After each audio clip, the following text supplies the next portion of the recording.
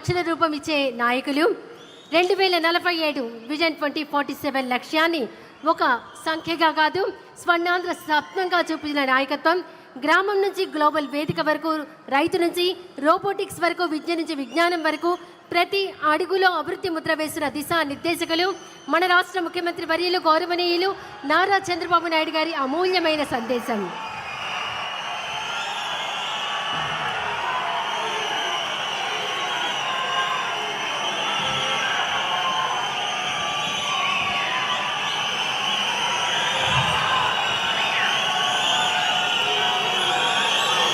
తిరుపతి పవిత్ర పుణ్యక్షేత్రంలో ఉన్నాం. గట్టిగా చెప్పాలి, ఓం నమో వెంకటేశాయ, ఓం నమో వెంకటేశాయ. భారత్ మాతాకి, ఇంకా గట్టిగా భారత్ మాతాకి. జై తెలుగు తల్లి, జై తెలుగు తల్లి. ఇప్పుడే మన డిప్యూటీ సీఎం గారు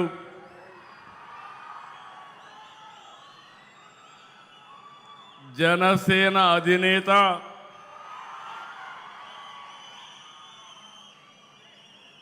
ఎల్లప్పుడూ కూడా రాష్ట్రం బాగుండాలి, దేశం బాగుండాలని ఆకాంక్షించే వ్యక్తి, ప్రజాసేవకే వచ్చిన వ్యక్తి కొణిదెల పవన్ కళ్యాణ్ గారు, రాష్ట్ర బీజేపీ అధ్యక్షులు మాధవ్ గారు, కేంద్ర మంత్రివర్యులు కింజరపు రామ్మోహన్ నాయుడు గారు, Telugu Desam party working president Lokesh గారు, కేంద్ర మంత్రివర్యులు పెమ్మసాని చంద్రశేఖర్ గారు,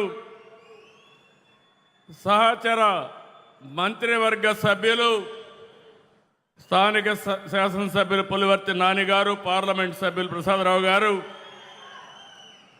గౌరవ ఎంపీలు, గౌరవ ఎమ్మెల్యేలు, గౌరవ ఎమ్మెల్సీలు, కార్పొరేషన్ అధ్యక్షులు, ఎన్డీఏ 3 పార్టీలకు సంబంధించి బ్రహ్మరథం పట్టడానికి కార్యక్రమానికి వచ్చిన మీ అందరికీ మరొక్కసారి అభినందనలు, శుభాభినందనలు. నా రాజకీయ ప్రయాణం ఈ తిరుపతిలోనే మొదలుపెట్టాను, ఇక్కడే పుట్టాను. నాకు పునర్జన్మ ఇచ్చిన 7 కొండల వాడి చెంత ఈరోజు మీటింగ్ చూస్తే నమ్మకం, అది కూడా ఎన్డీఏ ప్రభుత్వం పైన. 2 ప్రభుత్వాలు, మొన్నే ప్రధానమంత్రి నరేంద్ర మోడీ గారు 10వ తారీఖున 12 సంవత్సరాలు ప్రజల చేత ఎన్నికైన మొట్టమొదటి ప్రధానమంత్రి నరేంద్ర మోడీ గారు. మీరందరూ కూడా ఇదే రోజున ప్రమాణ స్వీకారం చేశాం. 2 ఏళ్ళు అయ్యింది. అయితే ఈరోజు మీరు చూస్తే 2024 ఎన్నికల్లో మోడీ గారు, పవన్ కళ్యాణ్ గారు, నేను కలిసి రాష్ట్రాన్ని గెలిపిద్దాం, ప్రజాస్వామ్యాన్ని కాపాడదామని మిమ్మల్ని కోరాను. ఈరోజు ఏ ఉత్సాహం ఉందో రాష్ట్రంలో, ఆ రోజు కూడా అదే ఉత్సాహంతో బ్రహ్మాండంగా పనిచేశారు, ప్రజలు ఆశీర్వదించారు. నేను రాజకీయాల్లో సుదీర్ఘంగా ఉన్నాను. 57% ఓట్ షేర్, 94% సీట్లు ఇచ్చిన ఘనత ఆంధ్రదేశ ప్రజానీకేనదని మరొక్కసారి విజ్ఞప్తి చేస్తున్నాను. మనమందరం కూడా గతాన్ని ఒక్కసారి గుర్తు చేసుకోవాలి. 14, 19 ఎక్కడ చూసినా చీకటి, ప్రజాస్వామ్య పోకడలు లేవు. ఇంకో పక్కన 2014లో విభజన వల్ల కొంత నష్టపోయాం. 1924 విధ్వంసమైంది. దీనివల్ల అన్ని రంగాల్లో సంక్షోభం, వ్యవస్థలు నిర్వీర్యం.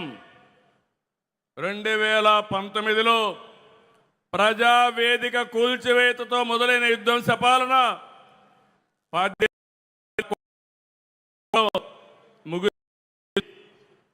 అప్పులు, అరాచకాలు, ఆర్థిక విధ్వంసం, కూల్చివేతలతో కడకు రాష్ట్రాన్నే విధ్వంసం చేశారు. అవునా కాదా అని మిమ్మల్ని అడుగుతున్నా.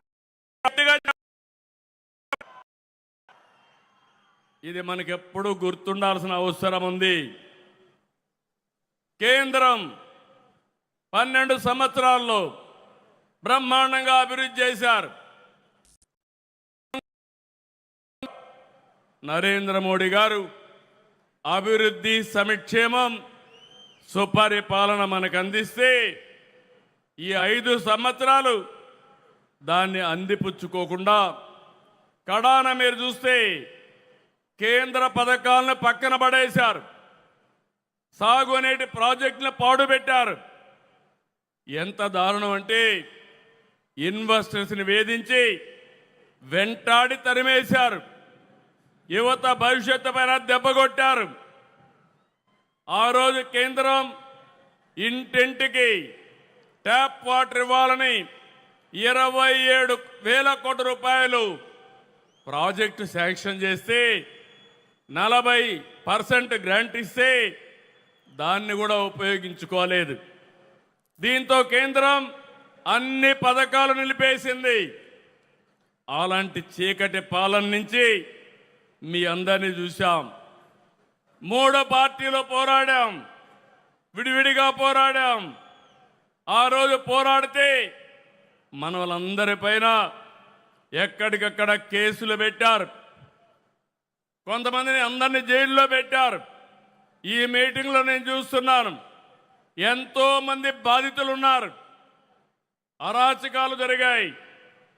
ఆ చీకటి పాలనను తీల్చుకొని ఈరోజు మనందరం కూడా ప్రజాపాలన వచ్చింది. ఆ రోజు నన్నే కాదు, కడాన మీరు చూస్తే ఇంత అనుభవం ఉండే నన్ను ఒక్క నోటీస్ ఇవ్వకుండా జైల్లో 53 రోజులు పెట్టారు. అదే మరి పవన్ కళ్యాణ్ గారిని అడుగడుగునా హెరాస్ చేశారు. అవునా కాదా గుర్తు తెచ్చుకోమని మరొకసారి విజ్ఞప్తి చేస్తున్నా. ఎన్నికల్లో విజయాన్ని చూసి మురిచిపోలేదు, రాష్ట్ర దుస్థితి చూసి కుంగిపోలేదు. నేను 4వ ముఖ్యమంత్రి. హైదరాబాద్ని అభివృద్ధి చేయడంలో, తెలుగు జాతిని ప్రపంచ పటంలో పెట్టడంలో ఆ రోజు పనిచేశాను. 4వ ముఖ్యమంత్రి అయితే ఎంత లోతుకెళ్తే ఎక్కడ చూసినా అఘాతాలే, ఎక్కడా నిధులు లేవు, డిపార్ట్మెంట్స్ అన్ని విధ్వంసం అయిపోయినాయి, అధికార యంత్రాంగం నిర్వీర్యమైపోయింది. ఆ రోజు నేను ఒక నిర్ణయం చేసి 7 వైట్ పేపర్లు మీ ముందర పెట్టాను, అన్ని విషయాలు పెట్టాను. ఈ రోజు కూడా 2 ఏళ్ల సందర్భంగా మళ్ళీ విజ్ఞప్తి చేస్తున్నా. మళ్ళీ ఈరోజు ఏమున్నామో అన్ని విషయాలు చెప్తాను. ఇక్కడ